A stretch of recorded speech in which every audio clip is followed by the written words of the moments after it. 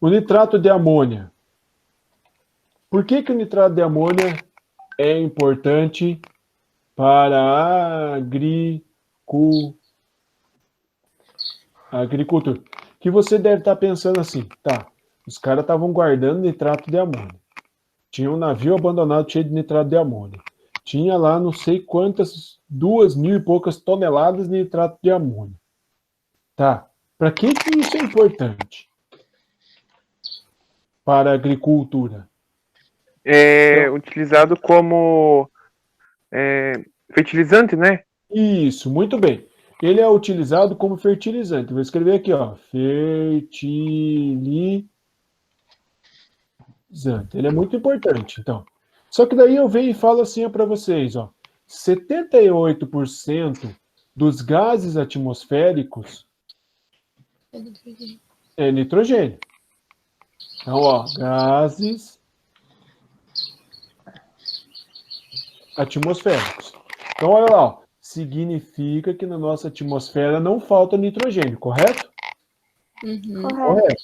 Só que esse cara aqui, ó, os seres vivos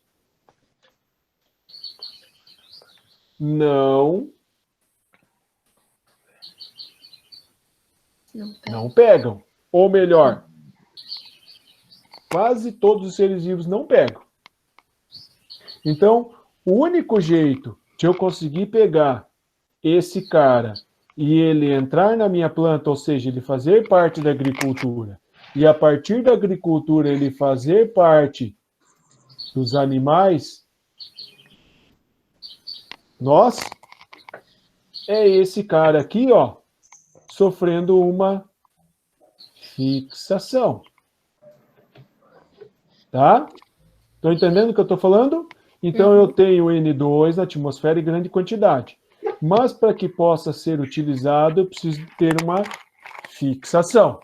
Essa fixação pode ser não biológica. Pensa lá, o que significa isso? Ou ela vai ser biológica. Ok? Tudo bem, gente? Vamos lá. Se eu falo que ela é não biológica, significa que não tem a participação de um ser vivo. Se eu estou falando que a fixação é biológica, significa que tem ser vivo participando. Quem é? São as bactérias. Ok? E aqui, ó, como não tem participação de ser vivo, ó, não biológica, não tem participação de ser vivo, como é que fixa? Fixa através de descargas elétricas, através de raios. O Brasil é o país que mais tem descargas elétricas. Sério? Sim, tem muita descarga elétrica. Só que essas descargas elétricas não chegam para fixar todo o nitrogênio que eu preciso. Então, significa que a fixação biológica, com a ajuda das bactérias que estão no solo, é extremamente importante. Correto? Então, eu vou ter bactérias específicas, muito importantes, no meu solo, e também em associação com as plantas que a gente viu, lembra lá? Vocês lembram ou não? Do círculo do carbono, claro. Do oxigênio. Mas aonde que a bactéria estava em associação com a planta, que nós vimos lá nas relações ecológicas? Na raiz. Isso, na raiz. Olha lá, ó, as bactérias em associação nos nódulos das raízes são importantíssimos para o ciclo do nitrogênio. Ok? Então, olha só, uma estratégia usada por nós para limpar grandes espaços de floresta, de um lote que está vazio, acaba deteriorando um pouco com as bactérias do meu solo. Mata a bactéria. E o meu solo, por um tempo, acaba ficando sem capacidade de fixar nitrogênio. Então, essa técnica de queimada, que é muito difundida e muito utilizada, além de fazer mal lá no ciclo do carbono, que a gente já vai falar, também faz mal no ciclo do nitrogênio. Por isso, recomenda-se que não utilize isso, tá? Continuando. Então, o que eu tenho que ter nesse meu ciclo do nitrogênio? Eu tenho que ter o N2 e eu tenho que ter bactérias. E eu tenho que ter as plantas, isso aí. Então eu tenho que ter essa tríade: nitrogênio, bactéria, planta. E a partir das plantas, olha lá, ó, galera, ó, a partir das plantas, eu vou, por exemplo, para os animais, que somos nós, né? Então, olha só que loucura, gente. 78% do gás atmosférico, do ar atmosférico, é composto por nitrogênio, dos gases. E eu não consigo pegar. Você não consegue pegar, nós não conseguimos pegar. Então eu preciso da ajuda das bactérias fixadoras. Só um minutinho que eu preciso colocar meu note na tomada, tá?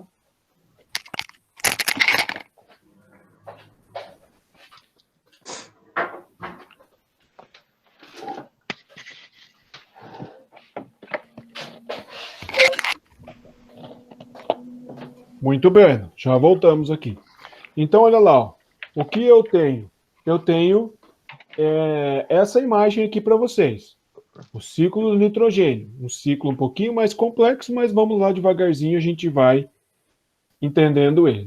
Então, ó, eu tenho o nitrogênio N2, deixa eu escolher outra cor aqui. Não, que agora eu estou ficando fera nesse negócio.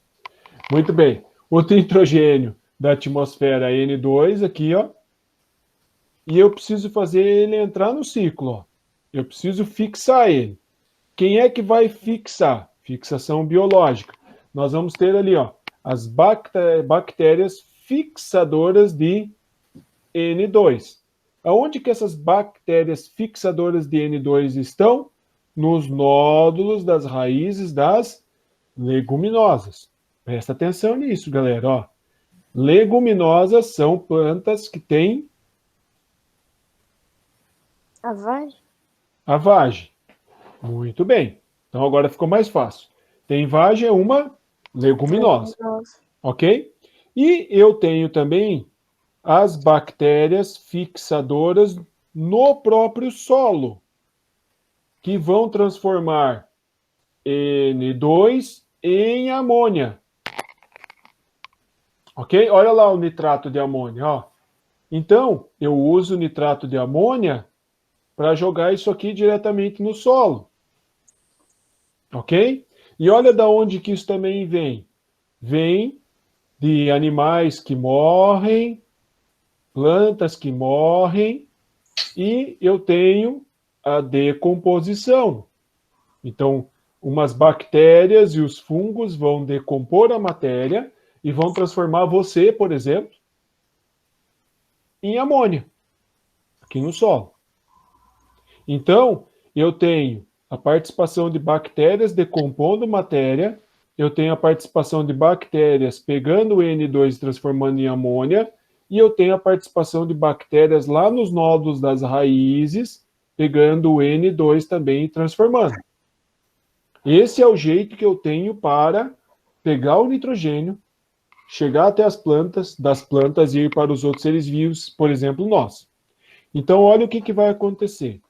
A amônia no solo, que veio da fixação do N2 por bactérias fixadoras no solo, ou da decomposição da matéria orgânica, vão ter um processo, presta atenção, galera, ó, um processo chamado de nitrificação. Ficou horrível isso. Nitrificação. A nitrificação é você pegar a amônia e transformar em nitrito. Nitrito é NO2. Ok? Aí eu tenho mais um processo. Outras bactérias nitrificantes adicionam mais um oxigênio e eu vou ter os nitratos. O que acontece com esse nitrato? Esse nitrato a planta consegue utilizar. Ok? Então, olha o que acontece. Esse processo aqui, ó, N2 é transformado em amônia, é chamado de, desculpa, amonificação.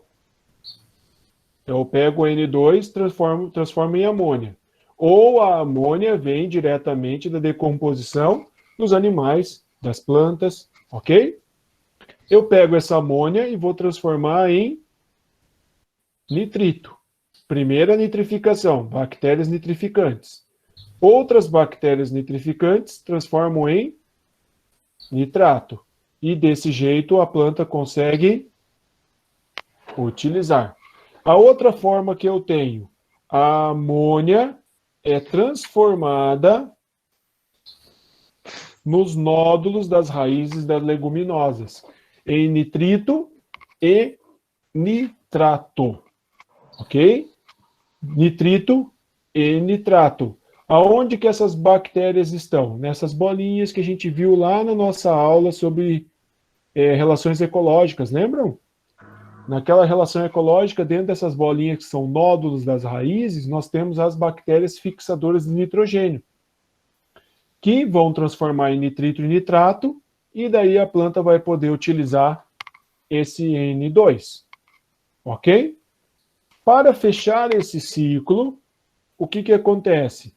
Nós temos bactérias, que o nome já está dizendo o que ela faz, que é desnitrificante. O que ela vai fazer? Vai devolver o nitrogênio para o ambiente, como está mostrando a minha imagem. Ó.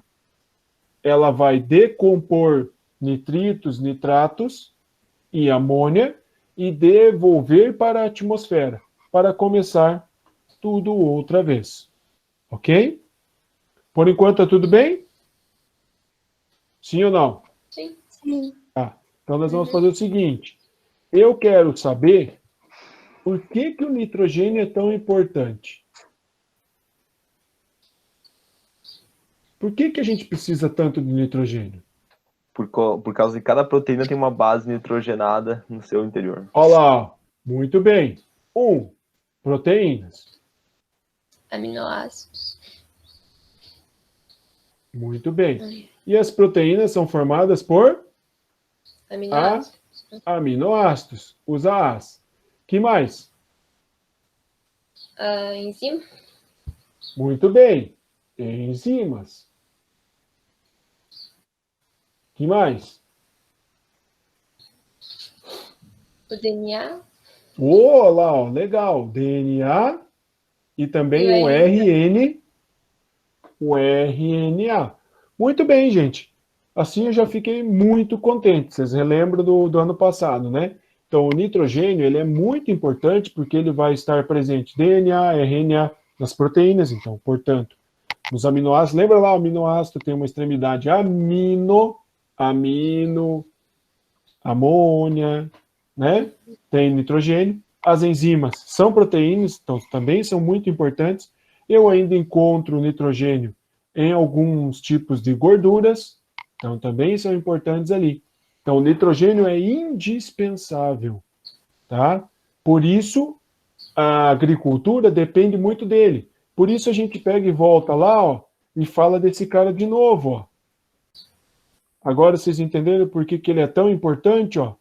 Porque ele é utilizado como um fertilizante, fonte de nitrogênio para a agricultura. Se eu tenho nitrogênio em grande quantidade para as plantas, significa que eu vou ter proteína. Se eu tenho proteína, a planta vai crescer. Se eu tenho proteína, eu tenho pigmento responsável por fazer fotossíntese. Por isso que quando você joga nitrogênio na planta, ela fica verde. Porque eu vou sintetizar clorofila. Clorofila precisa de nitrogênio. Então, eu vou ter uma grande quantidade de clorofila. Por isso você joga nitrogênio na planta, a planta fica verdinha. Tá? Então, extremamente importante para o crescimento, para o funcionamento da planta. Por isso, aquela questão ali do nitrato de amônia ser muito importante para os fertilizantes, para que as plantas consigam produzir em grande quantidade. E, Professor, por último, oi? e também o nitrogênio é sintetizado por meio de raios também.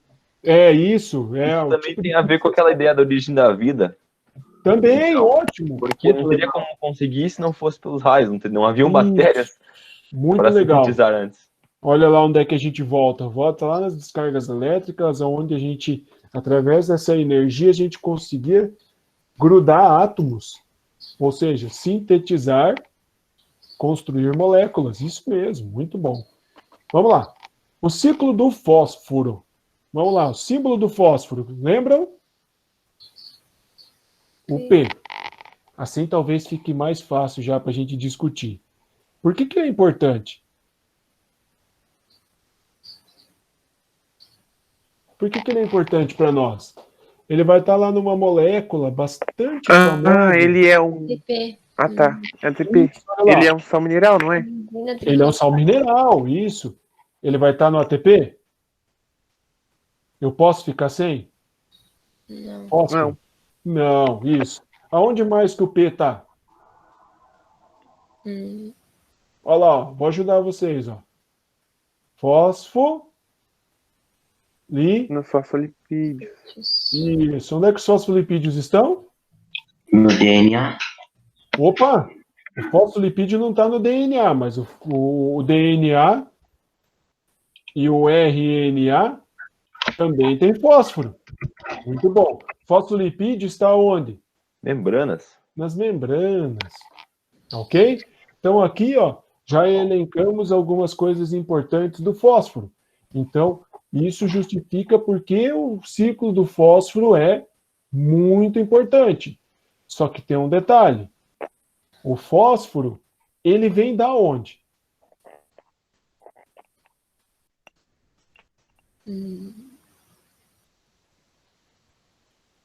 Agora nós temos que lembrar do professor André. Das rochas? Isso, olha lá. Ó. O fósforo, ele vem das rochas. Como ele é um sal mineral, ele vai compor rochas. E conforme ele vai tendo lá, o André deve ter falado disso já, né? Ele vai tendo seus intemperismos, sofrendo processos de intemperismo, essa rocha ela vai se degradando, esfarelando. Pode ser pela ação do vento, pode, da chuva, do granizo, da temperatura, pode. Pode ser pela ação de seres vivos, o que vocês acham? Sim. Pode? Pode. Pode. Nós temos a participação dos líquens, nós temos a participação das bactérias que vão tendo ações nas rochas e degradando essa rocha e esfarelando. Vamos usar esse termo, né? O André não está aqui para brigar com a gente. Ele vai esfarelando, diminuindo de tamanho e vai sendo incorporado aonde? Vai sendo incorporado na água e vai sendo incorporado no solo. E desta forma, o que vai acontecer? As plantas vão utilizar, certo? Nós também vamos conseguir incorporar a partir da água. E esses caras, o que vai acontecer com eles? Eles vão entrar no nosso organismo e vão começar a fazer parte das nossas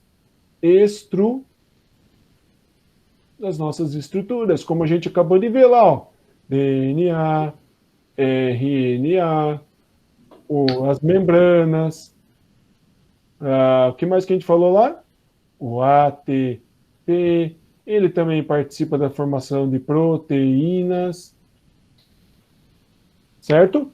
Assim, fazendo parte, por exemplo, da estrutura das plantas, que estão aqui, ó. As plantinhas.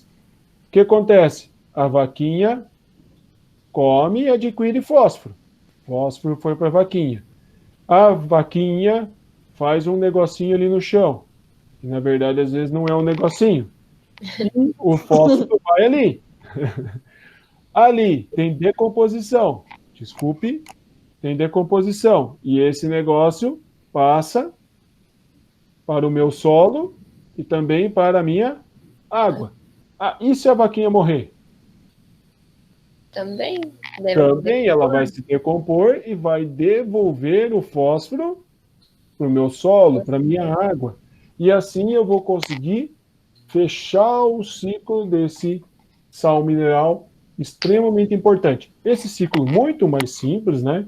eu não tenho grandes transformações, igual a gente viu no ciclo do nitrogênio, nem no ciclo do carbono. Beleza? Beleza. Vamos lá. Continuando aqui, ó. Esse assunto nós finalizamos semana passada. E tem uma pergunta para vocês lá nas questões, né? O que está mostrando aqui para você? A reflexão dos raios solares.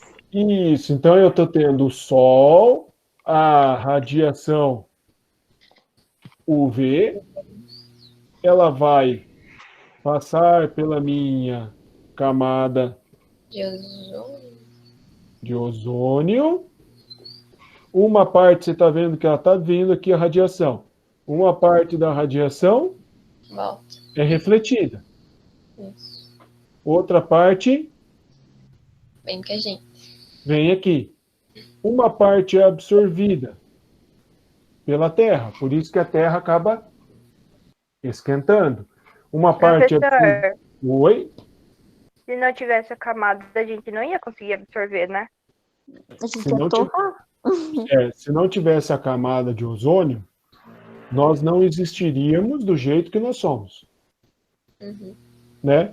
Porque se é o ambiente que seleciona as características, se a camada de ozônio não tivesse se formado, os seres vivos que nós temos aqui, e nós seríamos adaptados É isso. à radiação que vem total do Sol. Hoje, impossível. Nem hoje, o que passa pela camada de ozônio já é extremamente prejudicial para nós.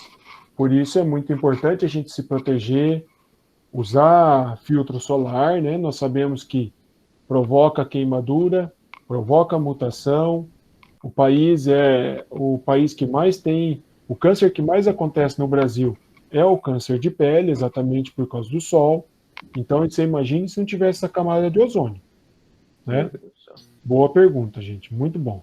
Por isso é importante a gente preservar ela.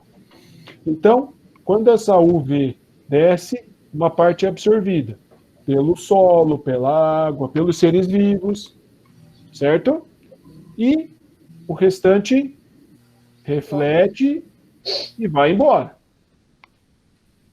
Perfeito? E nós temos também um outro componente que absorve esse calor, essa radiação, que são os gases. Aí que está o problema, gente. Certo? Isso daqui, como é que se chama? Isso se chama efeito Isso. Estufa. estufa. Então, olha só. Uma parte do calor é filtrado, passa, aquece e fica, olha aqui, refletindo na Terra e permanece aqui dentro. Vocês entenderam? Cada vez que isso acontece, um pouquinho sai e o outro reflete. Um pouquinho sai e o outro reflete. Com isso, com esse um pouquinho que sai, eu consigo controlar a temperatura da Terra. Quem faz isso? Nossa atmosfera, a camada de ozônio. Ok? Se eu tirar a camada de ozônio, a radiação ia entrar pura, mas também ia sair. Correto? Então a Terra seria quente ou fria? Fria, Não, frio. Fria. Isso mesmo. porque não ia ter efeito estufa. Exatamente, não teria efeito estufa. Então, o efeito estufa, ele é bom ou é ruim? Depende. Bom, É ótimo. maneiradamente. O efeito estufa é bom, É Bom, Bom, indispensável, senão nós moraríamos num bloco de gelo. Agora, isso daqui que é o problema. Então, aqui, ó, as nuvenzinhas estão representando poluentes. Que nós vamos aqui, ó, falar que são os gases, olha o nome. Gases estufa. Ok? CO2, CO, SO2, CH4, que é metano. Esses caras são os gases estufa. Se eles estão controlados, beleza. Isso que nós estamos vendo aqui continua acontecendo. A radiação vem, bate aqui, reflete e um pouquinho sai. Certo? Sempre vai ter um pouquinho saindo. Agora, olha o que acontece. Esses gases estufa, eles absorvem calor. Ok? Então, o que vai acontecer? Eu vou começar a reter muito calor por causa desses poluentes. Ok? Se eu começo a reter calor, eu vou ter um outro processo, que é chamado de aquecimento Global. global. Então, olha lá, por isso que eu perguntei antes para vocês. O efeito estufa é bom? É indispensável. Mas quando esse efeito estufa aumenta devido aos poluentes, aí eu vou ter o que a gente chama de aquecimento global. Por quê? Porque a radiação que está batendo nos gases, os gases estão em grande quantidade, começa a reter calor. E não deixa esse calor sair da minha atmosfera. Então, eu começo a ter um ambiente cada vez mais quente. Imagina uma estufa, por isso se chama efeito estufa. Agora, 10h20, quase 10h20, eu tenho que abrir a estufa, quem tem estufa. Principalmente no período mais quente. Porque senão vai ficar muito quente lá dentro e as plantas vão morrer. Então é a mesma coisa. Então, quando eu tenho muito gases estufa, eu começo a reter muito calor. Imagina, a estufa está fechada. Começa a ficar muito quente dentro da estufa. Agora você transporta esse conhecimento para a Terra. Começa a ficar muito quente na Terra. Porque eu não tenho janelas, ou seja, os gases não deixam esse calor sair.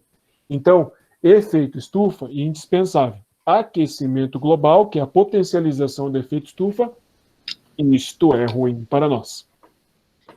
Professor, Oi. eu acho que eu vi que em 150 anos a gente conseguiu aumentar 1 grau, tipo, comparado dos outros anos.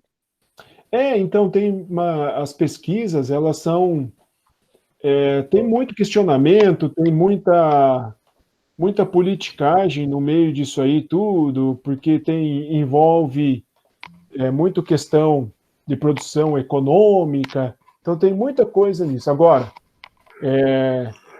os últimos, se eu não me engano, a gente tem registro pelo menos nos últimos 100 anos da quantidade de CO2, CO no ambiente através da retirada de colunas de gelo na Antártida.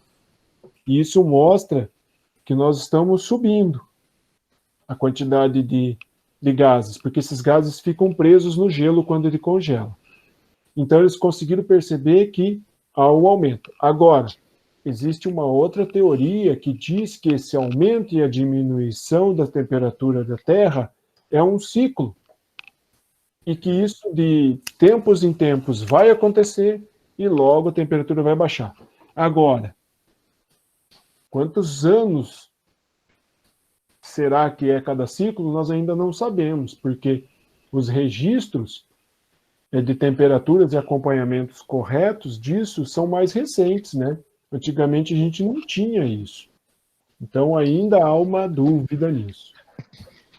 O Luan antes entrou e perguntou um negócio para mim, falando sobre atividade, onde eu falei, coloquei uma matéria sobre créditos de carbono para vocês. Certo? Vocês todos já acessaram. E a ideia era que vocês conhecessem esses créditos de carbono. O que é isso? O crédito de carbono era para funcionar como se fosse um banco, uma bolsa de crédito de carbono, igual uma bolsa de valores, aonde uma empresa teria créditos e venderia para outras que não têm. Como assim? Eu tenho sei lá, uma indústria de borracha. Ok? Então, eu produzo borracha e eu tenho poluentes. Mas, ao mesmo tempo, eu tenho um reflorestamento, ou eu tenho uma área nativa mantida por mim. Então, eu tenho uma ação ambiental. O certo pela legislação seria eu ter ações ambientais equivalentes ao tanto de poluente que eu jogo no ambiente. Ok? Agora, eu posso ter mais ações ambientais, ou seja, um acúmulo maior de créditos de carbono. Entenderam agora por que créditos de carbono? Então, eu tenho uma preservação maior do que aquilo que eu jogo de poluente no ambiente. Eu poderia negociar com outras empresas que não têm, formando o que a gente chama de créditos de carbono, e seria uma bolsa de créditos de carbono. Entenderam?